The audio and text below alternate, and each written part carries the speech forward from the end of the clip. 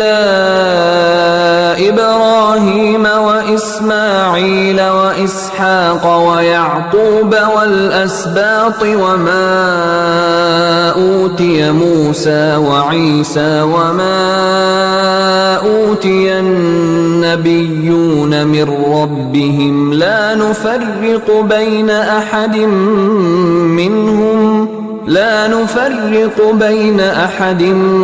منهم ونحن له مسلمون. നിങ്ങൾ പ്രഖ്യാപിക്കുവിൻ, ഞങ്ങൾ അല്ലാഹുവിലും ഞങ്ങൾക്ക് അവതരിച്ചു കിട്ടിയ സന്മാർഗത്തിലും ഇബ്രാഹിം, ഇസ്മായിൽ, ഇസ്ഹാക്ക്, യാക്കൂബ് സന്തതികൾ എന്നിവർക്ക് അവതരിച്ചതിലും മൂസാക്കും ഈസാക്കും നൽകപ്പെട്ട മാർഗദർശനങ്ങളിലും മറ്റെല്ലാ പ്രവാചകന്മാർക്കും അവരുടെ നാഥനിൽ നിന്ന് നൽകപ്പെട്ടതിലും വിശ്വസിച്ചിരിക്കുന്നു. ഞങ്ങൾ അവരിൽ ആരോടും വിവേചനം കാണിക്കുന്നില്ല. അല്ലാഹുവിന് സർവസ്വവും അർപ്പിച്ചവരാകുന്നു ഞങ്ങൾ. നാം പ്രവാചകന്മാർക്കിടയിൽ വിവേചനം കൽപ്പിക്കുന്നില്ല എന്നു പറഞ്ഞതിന്റെ താൽപര്യം ഇതാണ്: നാം അവരിൽ ചിലരെ സത്യവാൻമാരും ചിലരെ അസത്യവാദികളുമായി കരുതുന്നില്ല. ചിലരെ വിശ്വസിക്കുകയും ചിലരെ അവിശ്വസിക്കുകയും ചെയ്യുന്നില്ല. ദൈവനിയുക്തരായ പ്രവാചകന്മാരെല്ലാം തന്നെ ഒരേ സത്യത്തിലേക്കും സന്മാർഗത്തിലേക്കും ക്ഷണിക്കാനാണ് വന്നിട്ടുള്ളതെന്ന് വ്യക്തം. അതിനാൽ എല്ലാ പ്രവാചകന്മാരും സത്യവാൻമാരെന്ന് വിശ്വസിക്കുകയല്ലാതെ യഥാർത്ഥ സത്യസ്നേഹിക്ക് നിർവാഹമില്ല. ഒരു പ്രവാചകനെ സമ്മതിക്കുകയും മറ്റൊരു പ്രവാചകനെ നിഷേധിക്കുകയും ചെയ്യുന്നവർ തങ്ങൾ സമ്മതിക്കുന്ന പ്രവാചകനിൽ പോലും വാസ്തവത്തിൽ വിശ്വസിക്കുന്നില്ല. കാരണം മൂസാ നബി അലൈഹിസ്സലാമും ഈസാ നബി അലൈഹിസ്സലാമും മറ്റു പ്രവാചകന്മാരും പ്രബോധനം ചെയ്ത ആ സാർവലൗകിക സന്മാർഗത്തെ അവൻ അവലംബിച്ചിട്ടില്ല. പൂർവികരെ അന്ധമായി അനുകരിച്ചുകൊണ്ട് ഒരു പ്രവാചകനെ അവരങ്ങ് സമ്മതിച്ചുവെന്നേയുള്ളൂ. അത്തരക്കാരുടെ മതം ഒരു പ്രവാചകനെയും അനുഗമിക്കലല്ല, വംശപക്ഷപാതവും അന്ധമായ അനുകരണവുമാണ്. فَإِنْ آمَنُوا بِمِثْلِ مَا آمَنْتُمْ بِهِ فَقَدِ اهْتَدَوْا وَإِنْ تَوَلَّوْا فَإِنَّمَا هُمْ فِي شِقَاقٍ فَسَيَكْفِيكَهُمُ اللَّهُ وَهُوَ السَّمِيعُ الْعَلِيمُ. ഈ പ്രഖ്യാപനം കേട്ട് നിങ്ങൾ വിശ്വസിച്ച പോലെ അവരും വിശ്വസിക്കുന്നുവെങ്കിൽ അവർ സന്മാർഗം പ്രാപിച്ചവരായി. പിന്മാറുന്നുവെങ്കിലോ അവർ കക്ഷിമാത്സര്യത്തിലാണെന്ന് സ്പഷ്ടം. അവർക്കെതിരെ നിന്നെ സംരക്ഷിക്കുന്നതിന് മതിയായവനാകുന്നു അല്ലാഹുവെന്ന് സമാധാനിച്ചുകൊള്ളുക. എല്ലാം കേൾക്കുന്ന സർവജ്ഞനല്ലോ അവൻ.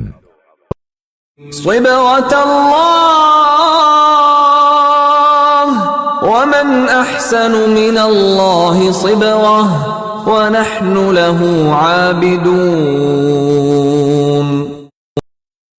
പറയുവിൻ, നിങ്ങൾ അല്ലാഹുവിന്റെ വർണ്ണം സ്വീകരിക്കുക. അവന്റെ വർണ്ണത്തേക്കാൾ ഉത്കൃഷ്ടമായി ആരുടെ വർണ്ണമുണ്ട്? ഞങ്ങൾ അവന് മാത്രം അടിമത്തമർപ്പിക്കുന്നവരുമാകുന്നു.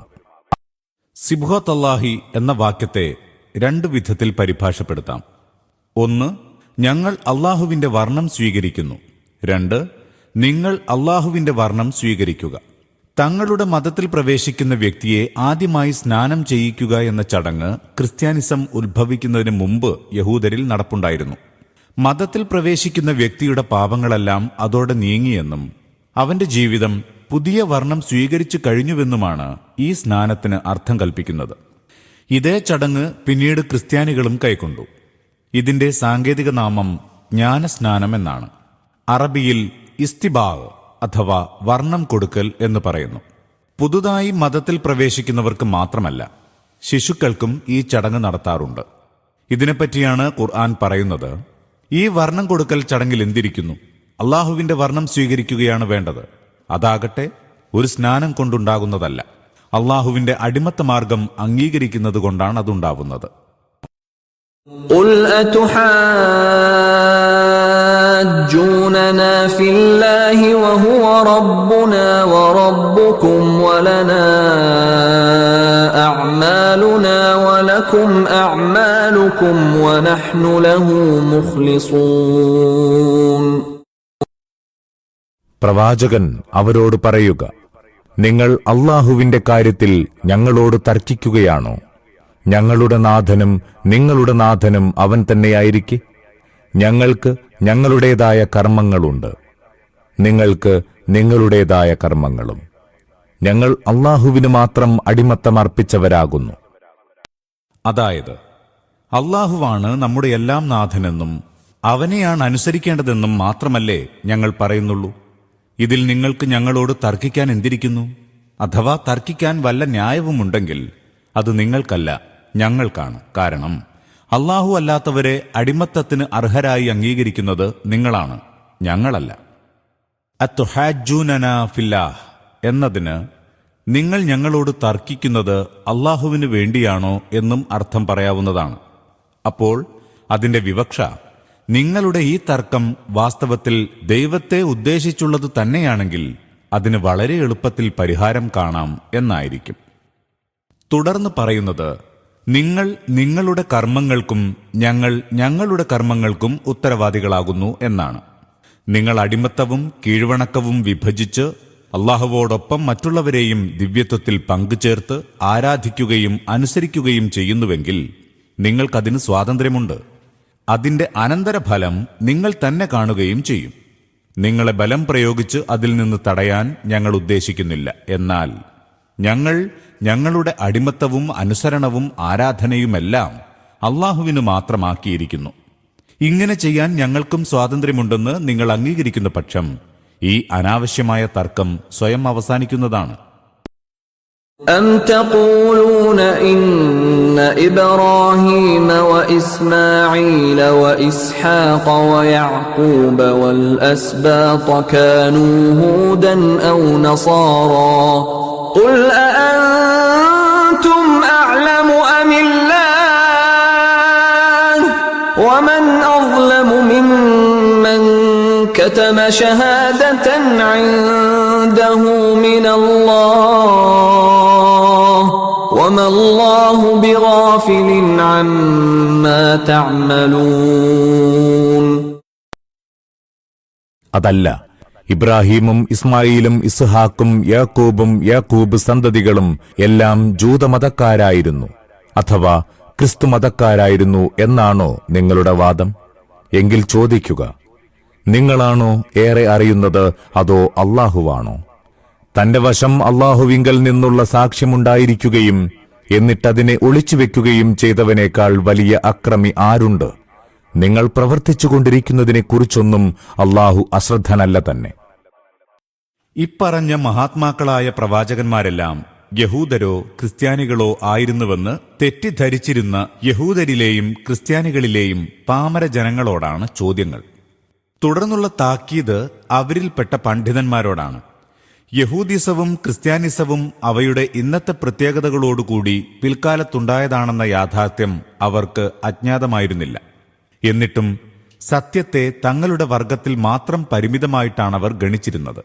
പ്രവാചകന്മാർ മൺമറഞ്ഞ് നൂറ്റാണ്ടുകൾ പിന്നിട്ട ശേഷം തത്വജ്ഞാനികളും പുരോഹിതന്മാരും നിർമ്മിച്ച് പ്രചരിപ്പിച്ച ആദർശങ്ങളും സമ്പ്രദായങ്ങളും നിയമചട്ടങ്ങളുമാണ് ഇന്നവർ ധർമ്മസംഹിതയായി കൊണ്ടു നടക്കുന്നത്.